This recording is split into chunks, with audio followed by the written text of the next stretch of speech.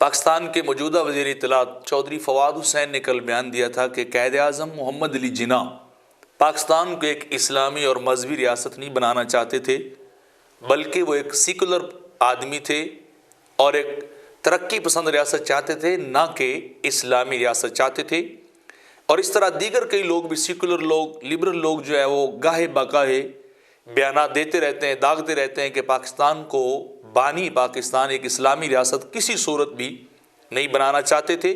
اور عوام الناس کے اندر غلط باتیں پھیلاتے ہیں اور ان کے اندر غلط حوالہ جات جو ہے وہ دیے جاتے ہیں۔ تو ہم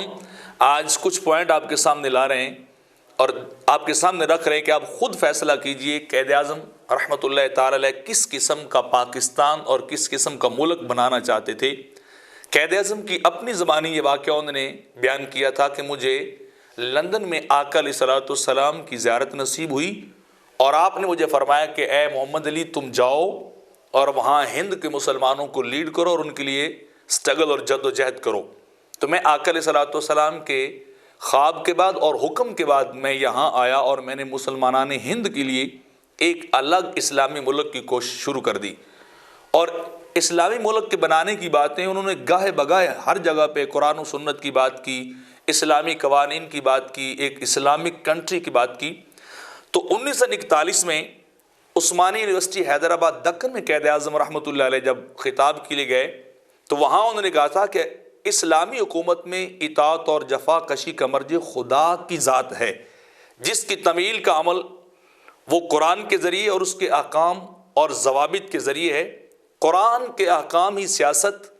معاشرت میں ہماری آزادی اور پابندی کی حدود متعین کرتے ہیں۔ اور پھر دوسری بار انہوں نے کہا کہ قرآن مسلمانوں کا ضابطہ حیات ہے جو تمام قوانین کا مرکز اور منبع ہے،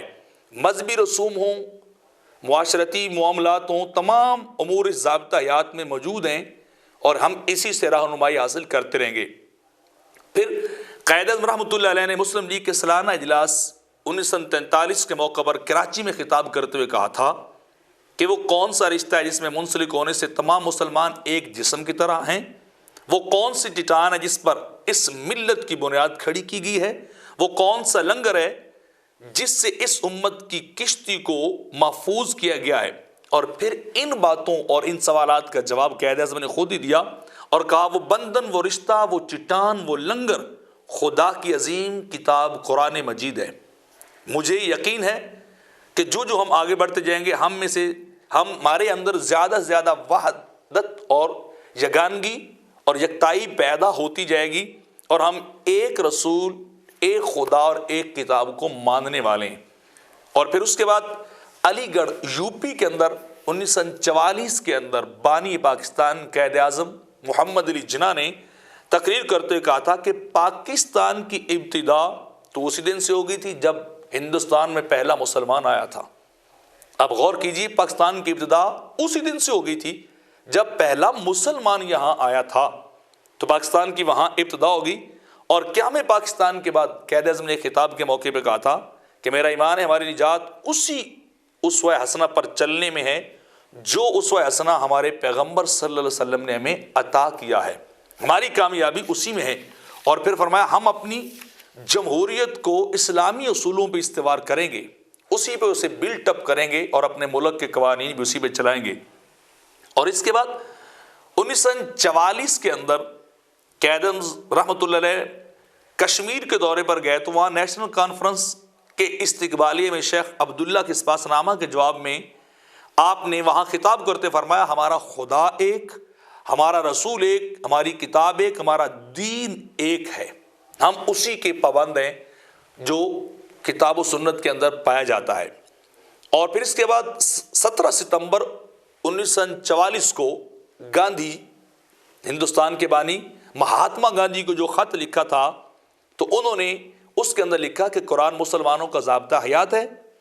اس میں مذہبی، مجلسی، دیوانی، فوجداری، عسکری اور تزیری، معاشرتی سب شعبوں کے احکام مکمل طور پر موجود ہیں، اور یہ مذہبی رسوم سے لے کر جسم کی صحت تک،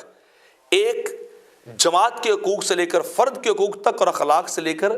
انسداد جرائم تک، زندگی میں سزا جزا سے لے کر آخرت کی سزا جزا تک، غرضے کے انسان کے ہر قول فعل اور حرکت پر مکمل طور پر احکام موجود ہیں۔ اور جب میں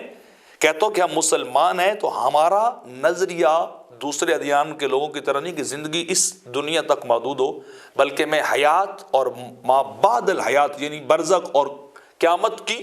بات بھی میں کرتا رہتا ہوں کہ ہمارا نظریہ وہاں تک جاتا ہے۔ اسی طرح قائد اعظم نے 1945 10 ستمبر کو عید الفطر کے موقع پر پیغام دیتے ہوئے کہا تھا کہ ہمارا پروگرام قرآن مجید میں موجود ہے، ہمارا منشور، ہمارا قانون یہ قرآن مجید میں موجود ہے۔ تمام مسلمانوں پر لازم ہے کہ وہ قرآن کو غور سے پڑھے اور قرآن کے ہوتے ہوئے مسلمانوں کے سامنے مسلم لیگ کو کوئی اور منشور پیش نہیں کرنا چاہیے۔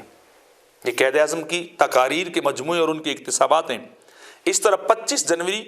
1948 کو عید میلاد النبی کے موقع پر کراچی بار ایسوسی ایشن سے خطاب کرتے ہوئے قائد اعظم نے کہا تھا کہ ہم یہاں دنیا کے عظیم ترین ہستی حضرت محمد صلی اللہ علیہ وسلم کو نذرانہ عقیدت پیش کرنے کے لیے جمع ہوئے ہیں۔ آج ہم ان کو نذرانہ عقیدت پیش کر رہے ہیں۔ آپ کی عزت و تکریم کروڑوں عام انسان نہیں کرتے، بلکہ دنیا کی تمام عظیم شخصیات آپ کے سامنے سر جھکاتی ہیں۔ آپ وہ عظیم مصلح اور رہنما تھے، آپ جنہوں نے بڑے عظیم قوانین بنائے۔ آپ مصلح تھے، واضح قانون تھے، سیاستدان تھے، حکمران تھے۔ ہم ان کی تعلیمات پر اگر عمل کر لیں تو ہمیں کبھی بھی ناکامی نہیں ہوگی، ہم کبھی بھی ناکام نہیں ہوں گے۔ ہمارا ملک ایک بڑا کامیاب ملک ہوگا جب ہم سرکار کی سیرت پہ اور ان کے قوانین پہ عمل کریں گے۔ اور اسی طرح اپنی زندگی کی آخری سرکاری تقریب میں انہوں نے 1 جولائی 1948 کو اسٹیٹ بینک آف پاکستان کے افتتاح کرتے ہوئے خطاب میں کہا تھا کہ ہمیں دنیا کے سامنے ایک مثالی معاشی نظام پیش کرنا ہے جو انسانی مساوات اور معاشی انصاف کے سچے اسلامی تصورات پر قائم ہو۔ اور انہوں نے کہا تھا کہ ایسا معاشی نظام بنایا جائے جس کے اندر سود نہ ہو۔ آپ خود سوچئے، ایک سیکولر ملک، اس کے اندر سود سے منع وہ خود اس کا فاؤنڈر کر رہا ہے، تو اس کا مطلب یہ کہ وہ کیا چاہتے تھے، وہ کیسا ملک بنانا چاہتے تھے، تو وہ اسی طرف ہی جا رہے تھے۔ اور قائد اعظم محمد علی جناح کی اسلامی لگاؤ اور ان کی اسلام پسندی کا ایک سب سے بڑا عملی نمونہ کہ ان کی بیٹی جو تھی، انہوں نے جب ایک پارسی سے نکاح کیا تو قائد اعظم نے ہمیشہ کے لیے اس سے لا تعلقی اختیار کر لی کہ میں تم سے نہیں بولوں گا، اور آخری دم تک وہ اپنے اس قول پہ قائم بھی رہے کہ ان کی بیٹی دینا واڈیہ جو تھی، اس نے وہاں اپنے پارسی کسی کزن سے نکاح کیا تو قائد اعظم نے اسے ہمیشہ کے لیے اپنے سے الگ اور جدا کر دیا، حالانکہ بیٹیوں سے کوئی جدا نہیں ہوتا۔ اتنے کٹر قسم کے مسلمان تھے قائد اعظم محمد علی جناح۔ اور اس کے بعد اور بھی کئی جگہوں پر 1948 میں چٹاگانگ میں فرمایا اسلامی اقدار کو اپنانا انسانی ترقی کی معراج پر پہنچنے کے لیے بڑا ضروری ہے۔ یہ چٹاگانگ کے اندر خطاب تھا۔ 1944 کو مسلم قومیت کی اساس کی وضاحت کرتے ہوئے کہ مسلمان کس چیز پہ اکٹھے ہوتے ہیں اور ہماری وحدت کیا ہے، ہماری بنیاد کیا ہے، تو قائد اعظم نے فرمایا مسلمانوں کی قومیت کی بنیاد کلمہ توحید ہے۔ ایک کلمے پہ ہم جمع ہوتے ہیں کہ گورا، کاڑا، کوئی جٹ، کوئی ارائیں، کوئی سندھی، کوئی پنجابی، کوئی بلوچی، کوئی کسی بھی خطے کا کشمیری، یہ سب ایک نظریہ لا الہ الا اللہ محمد رسول اللہ کی بنیاد پہ اکٹھے ہوئے ہیں۔ تو آپ نے فرمایا اسی سے ہی اس ہماری سالمیت ہی باقی ہے، نہ وطن نہ نسل، ہمارا کوئی اور نظریہ نہیں، اسلام ایک ضابطہ یات ہے اور یہی ہمارے لیے سب کچھ ہے اور ہم اسی پہ چلتے رہیں گے۔ اور اسی طرح 19 اگست 1941 کو جب قائد اعظم حیدرآباد تشریف لے گئے تو وہاں سوالات کے جواب دیتے ہوئے قائد اعظم نے کہا کہ جب میں مذہب کا نام انگریزی میں لیتا ہوں تو میرا ذہن واقعی دوسرے مذاہب کے لوگوں کی طرح جاتا ہے کہ بس وہ نجی سا معاملہ، تو کہنے لگے نہیں، میں مذہب کو ان لوگوں کی طرح لیتا جو مذہب کو ایک نجی معاملہ سمجھتے ہیں۔ میں جب مذہب کو لیتا ہوں تو اس سے ایک مکمل ضابطہ حیات جو زندگی پر بھی مشتمل ہے اور زندگی کے بعد پر بھی مشتمل ہے، یعنی قبر و حشر کے معاملات پر بھی مشتمل ہے۔ تو آپ نے کہا کہ میں اسی طرح دین کو سمجھتا ہوں، نہ کہ میں عام دین جو لوگ آج کل نجی معاملہ لے رہے ہیں، ریاست کو الگ کر دیے جائے اور سیاست کو الگ کر دیے جائے، یا ملک اور گورنمنٹ کو الگ کر دے اور دین کو نجی معاملہ بنایا جائے، وہ اس بات کی طرف نہیں جاتے۔ اور فروری 1948 کے اندر جب اہل امریکہ کے نام انہوں نے پیغام بھیجا پاکستان کے دستور کے متعلق، تو وہ بھی سننے والی بات ہے۔ تو قائد اعظم لکھا کہ پاکستان کی دستور ساز اسمبلی نے ابھی تک پاکستان کا آئین مرتب کرنا ہے، میں نہیں جانتا کہ اس آئین کی شکل کیا ہوگی، لیکن مجھے یقین ہے کہ وہ اسلام کے بنیادی اصولوں کا آئینہ دار اور جمہوری انداز کا ہوگا، وہ اس انداز سے بنایا جائے گا، اور اسلام کے اصول آج بھی اس طرح عملی زندگی پر منطبق ہو سکتے ہیں، لاگو ہو سکتے ہیں جس طرح 1300 سال پہلے ہوئے تھے۔ یعنی قائد اعظم کس کی طرف اشارہ کر رہے ہیں؟ سرکار کے آئین اور سرکار کی ذات کی طرف، ریاست مدینہ کی طرف۔ آپ خود سوچیے، ریاست مدینہ سیکولر ریاست تھی، ایک مذہبی اور اسلامی ریاست تھی، تو قائد اعظم بار بار ان باتوں کو وضاحت کر رہے ہیں۔ 1948 کو گورنمنٹ ہاؤس پشاور میں ایک جرگہ سے خطاب کرتے ہوئے قائد اعظم نے کہا، ہم مسلمان ایک خدا، ایک کتاب قرآن مجید اور ایک رسول پر ایمان رکھتے ہیں، اور ہمیں اسی حیثیت سے ایک قوم کی طرح کھڑا ہونا چاہیے، خدا، قرآن اور رسول ایک ہونے کی بنیاد پر۔ اور اس کے بعد 14 فروری 1948 کو سبھی دربار میں تقریر کرتے فرمایا، میرے نزدیک ہمیشہ اسلام ڈیموکریسی کا اصول رہا ہے، جمہوریت کا اصول رہا ہے، اور یہ میرا ایمان ہے کہ ہماری نجات کا راز ان سنہرے اصولوں میں ہے، جو سنہرے اصول اور ضوابط ہمیں پیغمبر اسلام نے دیے ہیں۔ تو یہ کم و بیش میں نے 14 سے 15 پوائنٹس آپ کے سامنے رکھیں کہ پاکستان کو بناتے ہوئے